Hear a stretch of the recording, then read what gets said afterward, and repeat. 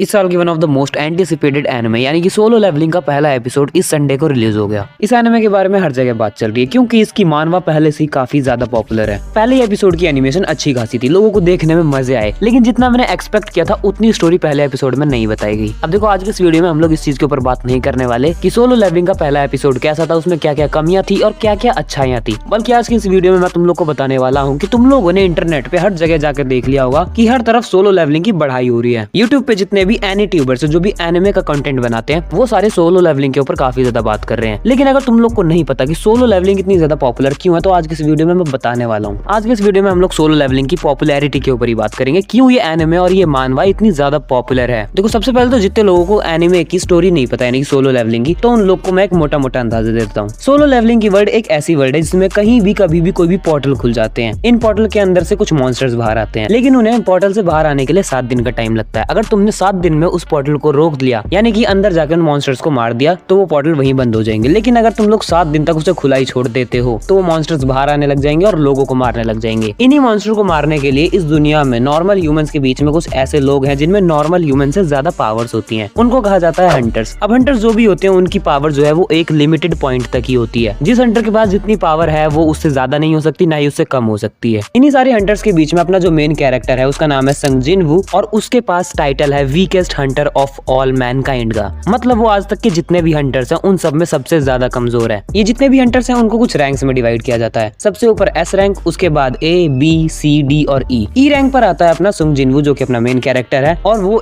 इस E rank के अंदर भी सबसे ज्यादा कमजोर है। इसी के साथ साथ जो शहर के अंदर जो पोर्टल्स खुले रहते हैं उनकी भी अलग अलग रैंक होती है। जिस लेवल का पोर्टल खुला होता है उस लेवल के पोर्टल के लिए उसी लेवल का हंटर भेजा जाता है उसको बंद करने के लिए। ऑब्वियसली एक लेवल ऊपर के ही हंटर्स को भेजा जाता है ताकि किसी को कोई भी प्रॉब्लम ना हो। तो अब जैसे कि मैंने तुम लोग को अभी थोड़ी देर पहले बताया कि इस यूनिवर्स के अंदर जो हंटर है उसकी पावर एक लिमिटेड पॉइंट तक ही होती है, और अपना जो मेन कैरेक्टर है वो सबसे ज्यादा वीकेस्ट है, तो उसमें अपने मेन कैरेक्टर का इतना बड़ा रोल हो कैसे सकता है। तो ये जो इतनी बड़ी दुनिया है जिसमें एक कैरेक्टर की पावर्स एक लिमिटेड पॉइंट तक ही है, उसमें अपने मेन कैरेक्टर को कुछ एक्सेप्शंस मिली हुई है। मतलब अभी मिली नहीं है, मिल जाएंगी आगे जाके। अपने मेन कैरेक्टर के पास एक ऐसी पावर आ जाएगी कि जिससे वो जितनी ज्यादा ट्रेनिंग करेगा उतना ही ज्यादा पावरफुल बनता रहेगा। मतलब उसने जितने ज्यादा मॉन्स्टर हराए वो उतना ही ज्यादा पावरफुल बन जाएगा, और मानवा में आगे जाके उसके पास एक काफी बड़ी पावर आ जाती है जो कि लिटरली बहुत ही ज्यादा बड़ी है। अगर तुम लोग को सिर्फ नाम बताना उसका तो वो है शैडो एक्सट्रैक्शन। शैडो एक्सट्रैक्शन क्या चीज है वो तुम लोग को वीडियो में आगे पता चल जाएगा। अब ये जो डंजन्स होते हैं, मतलब कि जो कि पोर्टल इस शहर में खुले हुए हैं, उनके अंदर तुम अगर किसी मॉन्स्टर को मारोगे तो तुम्हें क्रिस्टल्स मिलते हैं, और उन्हीं क्रिस्टल्स को बेचकर जो अपने हंटर्स है वो पैसे कमाते हैं। इसी के दम पे चल रहे हैं बेचारे। जो ज्यादा बड़े लेवल के मॉन्स्टर्स को मार देता है वो ज्यादा बड़े लेवल के पैसे कमा लेता है, क्योंकि अलग अलग मॉन्स्टर्स के अंदर अलग अलग क्रिस्टल्स होते हैं। जितने बड़े लेवल का मॉन्स्टर उतना अच्छा पैसा मिलेगा तुम्हें क्रिस्टल का, और जितना ज्यादा तुम लोग पैसा कमाओगे उसी पैसे से तुम लोग एक अच्छा सा वेपन खरीद सकते हो ताकि तुम उस वेपन से स्ट्रॉन्गर लेवल के मॉन्स्टर को मारो और फिर ज्यादा पैसे कमाओ। यहाँ भी बिजनेस। अब इस एनिमे के अंदर अपना मेन कैरेक्टर अपनी पावर्स को बढ़ाने के लिए कितने बड़े बड़े लेवल पर चला जाता है वो तुम लोग इस एनिमे के अंदर देखोगे। देखने में काफी ज्यादा मजे आएंगे, क्योंकि पढ़ने में भी बहुत ज्यादा मजे आए थे। गूज बम्स आ गए थे मुझे पढ़ते टाइम ही। ये तो थी सोलो लेवलिंग की बेसिक स्टोरी। अब बात करते हैं कि सोलो लेवलिंग इतनी ज्यादा पॉपुलर क्यों है लोगों के बीच में। सोलो लेवल की जो पॉपुलैरिटी है उसके पीछे काफी सारे रीजंस हैं, जिनमें से सबसे पहला है इसकी वर्ल्ड बिल्डिंग। तुम लोग जब सोलो लेवलिंग की मानवा को पढ़ोगे तो इसकी वर्ल्ड को इतना बढ़िया तरीके से दिखाया गया है ना, उसमें काफी सारी चीजें एक्सप्लोर करने के लिए। क्योंकि स्टोरी में आगे जाके जब अपना मेन कैरेक्टर ट्रेनिंग करेगा, मॉन्स्टर्स को हराएगा, तो वो इतनी अलग अलग जगहों पर जाता है, उस अलग वर्ल्ड को एक्सप्लोर करने के मजे ही अलग हो जाते हैं। जितने भी मॉन्स्टर्स दिखाए जाते हैं वो सारे मॉन्स्टर एक अलग लेवल का ही डेंजर लेके आते हैं, लेकिन अपना मेन कैरेक्टर सबको हरा देता है। लेकिन उसके बाद जो चीजें होती हैं, जो वर्ल्ड वहाँ पर दिखाई जाती है, देखने में काफी ज्यादा अमेजिंग होती है। अगर तुम लोग उसके बारे में सोचने भी लग जाओगे ना तो भी काफी ज्यादा है उसके बारे में पता करने के लिए। उसके ऊपर से इसकी स्टोरी जो अपनी वर्ल्ड को बनाती है, जो वर्ल्ड बिल्डिंग है इनकी, वो काफी ज्यादा अमेजिंग है। पढ़ने में बहुत ज्यादा मजे आते हैं। इसके बाद सेकंड पॉइंट आ जाएगा यहाँ पर अपना main character. Main character first episode के अंदर वीकेस्ट कहा गया है, लेकिन आगे आगे जैसे एनिमे बढ़ती जाएगी वैसे ही इस एनिमे के अंदर सबसे ज्यादा स्ट्रॉन्गेस्ट अपना मेन कैरेक्टर है। बाकी की एनिमे में क्या होता है कि कई बार जो साइड कैरेक्टर्स है वो ज्यादा स्ट्रॉन्गेस्ट निकल जाते हैं अपने मेन कैरेक्टर से। एग्जांपल के लिए जुजुत्सु काइसेन जिसमें गोजो सातोरू को ले लो, या फिर रियोमेन सुकुना को ही ले लो। यूजी इतादोरी गया ऐसे तैसी कराने। इसी के साथ साथ एक और बड़ा एग्जांपल देना हो तो नारुतो। नारुतो के अंदर नारुतो सच में काफी ज्यादा पॉपुलर कैरेक्टर है और काफी ज्यादा स्ट्रॉन्गेस्ट कैरेक्टर भी है, लेकिन उसके साथ साथ कई सारे ऐसे कैरेक्टर्स हैं जो कई बार उससे भी ज्यादा स्ट्रॉन्ग निकल जाते हैं। कई बार अगर उससे ज्यादा स्ट्रॉन्ग नहीं निकल पाते तब भी उसकी बराबरी कर लेते हैं इजीली। लेकिन सोलो लेवलिंग के केस में ऐसा बिल्कुल भी नहीं है। जो अपना मेन कैरेक्टर है वो एक लेवल पर जाके इतना ज्यादा पावरफुल बन जाता है कि उसके मुकाबले का लिटरली पूरे वर्ल्ड में कोई नहीं है। उसको हराने के लिए दूसरी दुनिया से लोगों को आना पड़ रहा है, क्योंकि इस दुनिया के अंदर उसका मुकाबला कोई भी नहीं कर सकता, लिटरली कोई भी नहीं। और सोलो लेवलिंग की सबसे अच्छी बात भी मुझे यही लगती है कि इनका जो मेन कैरेक्टर है ये उसी पर सबसे ज्यादा फोकस देते हैं। बाकी के साइड कैरेक्टर्स भी है जिनके ऊपर भी फोकस जाता है, लेकिन जो सबसे ज्यादा मेन फोकस है वो मेन कैरेक्टर के ऊपर ये पूरा का पूरा, क्योंकि उसी के दम पे पूरा शो चल रहा है, पूरी एनिमे उसी के दम पर है। इसके ऊपर मेन कैरेक्टर्स के पास जो जो पावर्स हैं, काफी ज्यादा पावर्स हैं। अगर उसकी गिनती करने बैठ जाऊं तो बहुत सारी हो जाएंगी, क्योंकि सबसे पहले तो वो ट्रेनिंग करता है और ट्रेनिंग के अंदर ही उसको अलग अलग लेवल की पावर्स मिलती रहती हैं, जिनमें से मैंने अभी एक एग्जांपल बताया था शैडो एक्सट्रैक्शन का। शैडो एक्सट्रैक्शन को अगर तुम लोग समझने चले गए ना तो शैडो एक्सट्रैक्शन उसके लिए इतनी बड़ी पावर बन जाती है कि जिनवू को कुछ भी नहीं करना, सिर्फ बैठना है, बाकी का काम उसकी शैडो आर्मी संभाल लेगी। इतनी बड़ी आर्मी क्रिएट करने के बाद भी सुंग जिनवू वो खुद भी लड़ाई करता है ताकि वो लेजी ना पड़ जाए। इसी के साथ साथ जो उसकी बाकी की पावर्स है, टेलीपोर्टेशन भी उनमें से एक है, काफी ज्यादा कूल और ओवर पावर्ड भी है। इन सारी पावर्स को मिलाकर सुंग जिनवू आज तक एनिमे के अंदर काफी ज्यादा ओवर पावर्ड कैरेक्टर बन जाता है।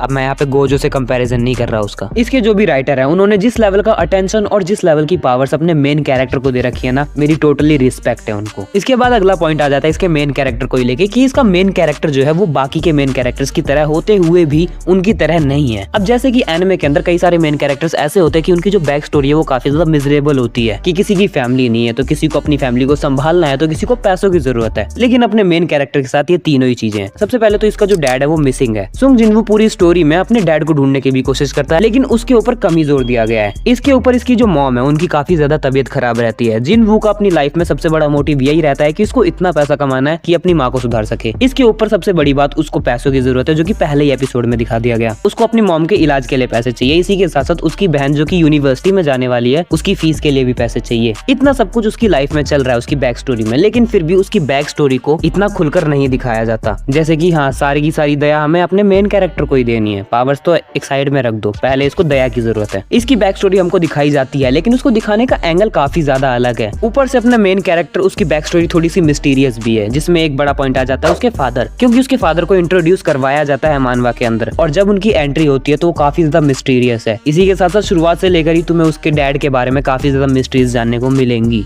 और जब वो इंट्रोड्यूस होगा फाड़ के रख देगा। अब इंटरनेट के ऊपर जो लोग सबसे ज्यादा सोलो लेवलिंग को पसंद कर रहे हैं उनमें से सबसे बड़ा जो रीजन आ जाता है वो है इसका एक्शन। सोलो लेवलिंग के अंदर भर भर के एक्शन है, लिटरली हर चैप्टर नहीं कहूंगा, लेकिन लिटरली 4 चैप्टर में तुम लोग को एक ना एक बार एक्शन देखने को मिल ही जाएगा। और सोलो लेवलिंग का यही एक्शन उसके लिए पॉजिटिव और नेगेटिव दोनों है। पॉजिटिव इसलिए क्योंकि आज की जो ऑडियंस है एनिमे देखने वाली वो सबसे ज्यादा एक्शन के पर्पज से एनिमे देखती है। एग्जाम्पल के लिए जुजुत्सु काइसेन ले लो, नारुतो ले लो, अटैक ऑन टाइटन ले लो, तीनों के अंदर एक्शन भर के मिलेगा। जुजुत्सु काइसेन का सीजन 2 कह रहा हूँ, सीजन 1 नहीं। सेम उसी तरह से जो अपनी सोलो लेवलिंग है उसमें बहुत ही ज्यादा एक्शन है। अब नेगेटिव ये इस तरह से है कि एक्शन को जिस तरीके से उन लोगों ने दिखाया गया ना वो काफी ज्यादा प्रेडिक्टेबल हो जाता है काफी टाइम, क्योंकि अपना मेन कैरेक्टर पहले किसी मॉन्स्टर को हरा रहा है, फिर अगले किसी मॉन्स्टर को हरा रहा है, तो तुम लोग एक तरह से ना गैस कर लेते हो कि आगे क्या होने वाला है। अब इसके बाद जो इसकी पॉपुलैरिटी में एक और पॉइंट आ जाता है वो है इसके मेन कैरेक्टर की पावर शैडो एक्सट्रैक्शन, जो कि मैं कह रहा था कि शैडो एक्सट्रैक्शन एक काफी ज्यादा पावरफुल टेक्निक है इसके पास। तो इसके अंदर होता क्या है कि अपना जो मेन कैरेक्टर है वो जिस भी क्रिएचर को हरा देगा अपनी फाइट के अंदर वो उसकी शैडो को अपना गुलाम बना सकता है। अपने मेन कैरेक्टर को एक नाम दिया गया है शैडो मोनार्क, और इस शैडो मोनार्क में होता क्या है कि तुम किसी को भी अगर हरा देते हो तो तुम उसकी शैडो अपने अंडर ले सकते हो। तुम एक बार किसी कैरेक्टर को हरा दो, फिर उसकी शैडो तुम्हारे अंडर रह के काम करेगी और वो तुम्हारे सारे ऑर्डर्स मानेगी। इसकी जो पूरी की पूरी आर्मी बनती है इसको कहते हैं शैडो आर्मी, और ये शैडो आर्मी काफी ज्यादा स्ट्रॉन्ग है। मैंने पहले ही बताया था कि इसको कुछ करने की जरूरत नहीं है सुंग जिनवू को, वो बैठा रहेगा, इसकी शैडो आर्मी खुद संभाल लेगी सारा काम। इसकी शैडो आर्मी का अंदाजा तुम लोग इसी लेवल से समझ सकते हो कि सुंग जिनवू एक टाइम पर कहीं और रहता है और वो दूसरी टाइम पर अपने किसी एक ही सोल्जर को भेजता है, और वो उसका एक सोल्जर एस रैंक के हंटर के बराबर होता है। अब सीरीज में जैसे जैसे हंटर्स की पावर्स को बताया जाएगा ना तुम्हें पता चलेगा कि एस रैंक क्या ही चीज है। अब इसकी शैडो आर्मी के जो सोल्जर्स है वो शुरुआत से ही एस रैंक के नहीं होते। इसकी शैडो आर्मी के ऊपर भी इसी का नियम लागू होता है कि ये इसकी शैडो आर्मी जितने लोगों को हराएगी उतनी ही ज्यादा पावरफुल बनती रहेगी। इसीलिए इसकी शैडो आर्मी में जो कैरेक्टर्स हैं उनके साथ भी तुम्हारी अच्छी खासी बॉन्डिंग बन जाती है, क्योंकि कुछ कैरेक्टर्स शैडो आर्मी में ऐसे हैं जिनको लेकर तुम लोग काफी ज्यादा ऑब्सेस्ड रहोगे। स्पेशली वो इग्रिस नाम का कैरेक्टर, वो मुझे पर्सनली काफी ज्यादा पसंद आया था। इसी के साथ साथ बेरू भी काफी ज्यादा अमेजिंग था। तुम लोग जब मानवा पढ़ोगे या फिर एनिमे में आगे जाके देखोगे बहुत ही ज्यादा मजे आएंगे तुम्हें। इसके बाद जो फाइनल पॉइंट आ जाता है वो है इसके साइड कैरेक्टर्स। अब मैंने कहा था कि साइड कैरेक्टर्स के ऊपर ज्यादा फोकस नहीं दिया गया, लेकिन फिर भी जितना फोकस दिया गया वो काफी अच्छा था। साइड कैरेक्टर्स को जब इंट्रोड्यूस कराया जाता है उनकी पावर को काफी अच्छी तरीके से बताया जाता है, वो भी काफी ज्यादा पावरफुल कैरेक्टर्स हैं। काफी सारे साइड कैरेक्टर्स हैं इसमें सबसे पहली बात तो, और काफी ज्यादा साइड कैरेक्टर्स का मतलब यही हो जाता है कि तुम्हें काफी ज्यादा ऑडियंस मिल जाती है, क्योंकि आजकल के लोग ऐसे हैं जो मेन कैरेक्टर को कंपेयर करते हो साइड कैरेक्टर से ज्यादा। लेकिन इस एनिमे के अंदर मेन कैरेक्टर डिजर्विंग है भाई। साइड कैरेक्टर्स के पास भी काफी ज्यादा पावरफुल है, लेकिन अपना मेन कैरेक्टर जिनवू वो अलग ही लेवल पर बैठा हुआ है, उसको नहीं हरा सकते भाई। और इसी के साथ साथ इन साइड कैरेक्टर्स में शैडो आर्मी भी शामिल हो जाती है, क्योंकि मैंने बताया ना कि शैडो आर्मी का एक इंडिविजुअल सोल्जर ही वो काफी ज्यादा इंपॉर्टेंस रखता है इस शो के अंदर। तो बस यार यही थे कुछ पॉइंट्स जिनकी वजह से सोलो लेवलिंग काफी ज्यादा पॉपुलर है अक्रॉस दी वर्ल्ड। काफी सारे लोग इसके लिए एक्साइटेड बैठे हैं, इंक्लूडिंग मी। तो जैसे जैसे इसकी एनिमे आती जाएगी हम लोग इसके ऊपर और भी बात करते जाएंगे। और आई एम सॉरी कि इसके रिलीज होते ही मैंने इस पे बात नहीं करी, क्योंकि मुझे कुछ काम आ गया था। इसी वजह से मैंने क्लासरूम ऑफ द एलाइट के ऊपर भी बात नहीं करी। मैंने रिकॉर्डिंग करी थी लेकिन वीडियो एडिट नहीं करी, क्योंकि टाइम ही निकल चुका था। लेकिन आज के वीडियो के लिए बस इतना ही। आई होप कि तुम लोग को ये वीडियो पसंद आया होगा, और अगर पसंद आया हो तो इसे एक लाइक दो, शेयर दो, कमेंट्स में और हाँ,